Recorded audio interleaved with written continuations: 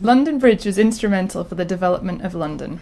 Routes from the south coast arrived here, and people and goods could be transported into the city and beyond towards the north of Britain.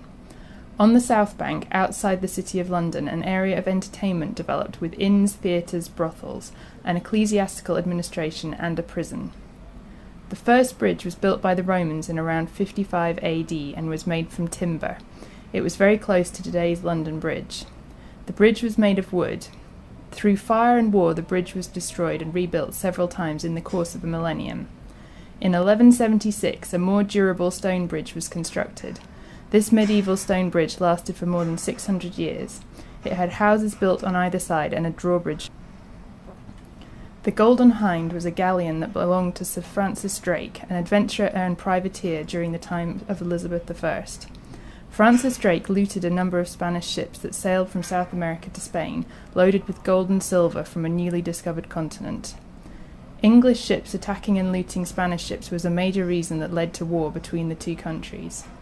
The ship anchored on the Southbank today is a replica of the original ship. The replica is fully functional, though, and has circumnavigated the world like the original galleon. The Clink prison on the Southbank gave the area its name, the Liberty of the Clink. In medieval times, a liberty was a district that was not governed by the king or queen, but by a private person or body. The Liberty of the Clink was governed by the bishops of Winchester. The bishops of Winchester ran Clink prison and licensed the brothels in the area, both of which were profitable businesses. A beautiful rose window is what today is left from Winchester House, the palace that was used by the bishops when they were on business in London. The bishops ran a prison from about 860 AD, starting with a lockable cell. It is one of the earliest prisons in England and the first for women. Originally, the prisoners were people who broke the peace of the liberty. By the 16th century, it had become largely a prison for heretics who held contrary views to the bishops. In later years, it was mainly a prison for debtors. Life as a prisoner was harsh. Prisoners were often mistreated, and they had to rely on family and friends outside prison to provide them with food and money to buy better conditions, such as a bed or candles. The Globe Theatre we see today is a replica of a theatre of the same name that stood nearby. It was built in 1599, and one of its shareholders was William Shakespeare. His plays were shown in the Globe.